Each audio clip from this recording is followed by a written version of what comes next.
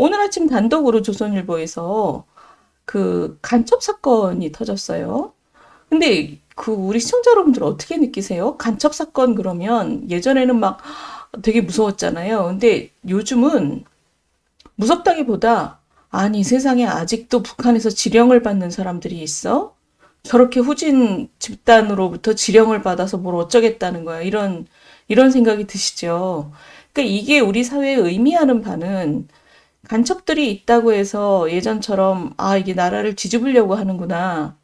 이런 느낌보다는 그런 그 어떤 위협을 느낀다기보다는 아직도 우리 사회에 이렇게 그 나라에 불만이 많고 본인이 누락됐다고 생각하는 어떤 패배자 의식, 박탈감 이런 걸 느끼는 사람이 많구나. 그러니 하다 못해 저 한심한 저 국제적인 저 깡패 집단으로부터 지령을 받고 돈을 받아서 움직이는구나. 이게 우리 사회의 어떤 아픈 부분이죠. 저는 그렇게 생각합니다. 이게 무슨 체제를 위협받는다라고 생각하는 게 아니라 그 기사 한번 볼까요? 이 오늘 아침 단독입니다. 민노총 시민단체를 앞세워서 투쟁하라라는 그런 지령들을 받고 제주 간첩단이라고 지금 이름이 히히히 히읗 기억 히읗이에요. 이게 무슨 뜻인지 아직 뭐 수사가 밝혀내지 못했다고 하는데 어쨌든 2017년 캄보디아 이 캄보디아가 이게 이제 북한하고 워낙 가까워서 그 여기가 완전히 북한 사람들이 아주 저 설치는 공간인 것 같습니다. 그래서 우리나라 사람들이 캄보디아 가서 북한 사람들을 많이 만나는데 지금 그 국가정보원이 5년 동안 이 사건을 추적했다고 해요. 그래서 이게 대남 공작 부서인 문화교류국이 이제 이런 간첩 관련 업무를 하는 곳인데 지금 보시면 이 공작원 A씨는 제주도 출신이고 진보정당 지역위원장을 지냈고 선거에 출마하기도 했다. 이 얘기는 뭐냐면 제주도 동네에서 유지란 얘기죠.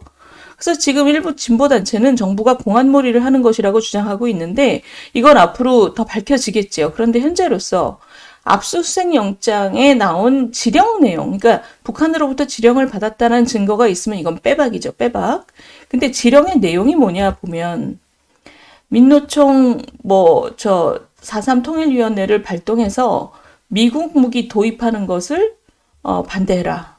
그 다음에 윤석열과 미국의 강력한 압박, 통일운동 단체 발동해서 미군 기지 철폐, 주로 미국하고 관련된 얘기예요. 반미투쟁. 그 다음에 전국 비정규직 노조, 건설 노조 지부, 이런 것들 내세워서 반보수 투쟁. 그러니까 지금 두 가지입니다. 반미투쟁하고, 그 다음에 반보수 투쟁. 그러니까 반정권 투쟁이죠. 근데 이게 문재인 정부 때부터 쭉 한 거니까, 그 보수당이 야당일 때는 야당 투쟁, 대야당 투쟁을 시킨 거예요. 그래서 보수당에 대한 투쟁, 그 다음에 미국에 대한 투쟁, 그 다음에 요거 진보 후보를 밀어라. 이거는 일단 저거죠. 선거 개입이죠. 그래서 지금 요런 얘기를 했는데 여기서 오히려 재밌는 거는 뭐냐면 지금 보시면 이제 들어온 단체들, 여기 연루된 단체들을 보시면 민노총, 통일운동 단체, 학교 비정규직 노조 이런 이름들이 지금 나오고 있습니다.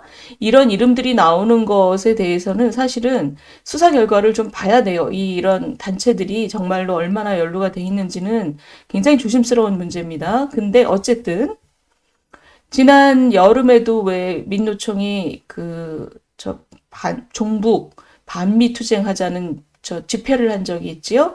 이게 자연스럽게 지금 연결이 되고 있습니다. 근데 이게 저는 그렇습니다. 우리 시청자 여러분, 이게 굉장히 중요한 부분은 지령이죠. 지령. 이거 보세요. 문재인 정부 동안 간첩 수사를 아예 손을 놨다. 지금 밝혀지는 것도 다 박근혜 정부 때 보고 수사를 시작했던 것들이고, 왜냐하면 하나 쫓으려면 지금 5, 6년 걸린다는 거잖아요. 거기다가 국정원 개혁한다고 대공수사권도 없애서 이거 참 수상쩍은 얘기로 보이는 거죠. 지금 와서 보면. 왜냐하면 2011년에서 17년 동안 문재인 정부 전까지 간첩 적발 건수가 26건인데 문재인 정부 기간에는 통틀어서 전체 3명으로 줄었다는 거예요. 이것마저도 박근혜 정부 때 인지해서 수사 중이던 사건. 근데 관계자들 얘기는 이렇습니다. 간첩 혐의는 오랜 노하우가 필요하고 몇 년 동안 돈과 인력을 투입해야 하기 때문에 이건 끊임없이 지속적인 노력이 필요하다는 거죠. 그러니까 노하우가 쌓여야 된다는 거죠. 이런 상황에서 대공수사권을 없앤 것도 사실 좀 수상쩍고 문재인 정부 또한 완전 손을 놨다는 것도 지금 연결이 되는 문제죠. 그리고 좀 전에 보셨듯이 이런 단체들의 지금 이름이 나오는 것도 다 연결이 되고 있습니다.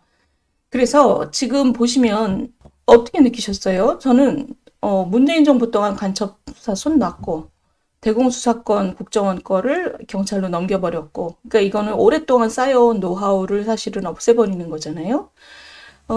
그리고 지금 보면 단체들 이름들이 보면 아이고 참 저 아직 우리가 확정적으로 얘기할 수 없지만 압수수색 영장이 나왔다는 단계입니다. 이 사람들이 무슨 얘기를 하던 그냥 국내적으로 욕을 먹을 만한 얘기, 우리가 반대하는 얘기를 하는 거는 저는 민주주의 국가에서 무슨 얘기든 할 수 있다고 생각해요. 그 욕을 하면 되죠. 우리 안에서 얘기하면 되는 거죠. 너네 생각 틀렸어. 라고 우리끼리 논쟁하면 되는 문제인데, 이 사람들이 북한으로부터 지령을 받았다는 증거가 나오는 순간, 이 사람들은 간첩이 되는 거죠. 그리고 저는 굉장히 무거운 벌을 받아야 된다고 생각을 합니다. 왜냐하면 우리 내부에서의 어떤 논쟁이 아니기 때문이죠. 우리 내부에서의 논쟁은 상당히 극단적인 주장을 해도 그냥 우리 안에서 서로 비판도 하고 서로 수렴해가는 건강한 논쟁이라고 생각할 수 있는데 이게 외부에 거기다가 우리의 적대국이잖아요. 북한은 우리한테 핵무기를 겨누고 있는 그런 집단으로부터 지령을 받았다는 증거가 나온다면 이건 무겁게 처벌해야 되는 거죠. 그리고 제가 아까 시작할 때 말씀드렸듯이, 아니, 참, 심란한 얘기입니다. 저 북한으로부터 전 세계에서 가장 후진 국가 중에 하나죠. 북한은, 마약, 그 다음에 코인 도둑질, 그러면서 무기 사갖고 우리를 겨누고, 지금 러시아 용병 이런 사람들한테 무기 팔아갖고 그 돈으로 지금 자기네 핵무기 또 개발하고 아주 악순환에 빠진 그런 사람들로부터 지령을 받는 사람들이 우리처럼 잘 사는 민주국가 내에 있다는 것 자체가 창피스러운 일이기도 하고 우리 안에 그 상처들이 있다는 얘기입니다, 사실은. 그래서 사실 우리 안에서 이런 걸 내부적으로 개선을 해야 되는 건 해야 되는 거고 저런 우리 적대국으로부터 지령을 받는 집단은 저거는 엄하게 다스려야죠. 참 이게 심란한 소식입니다, 사실은.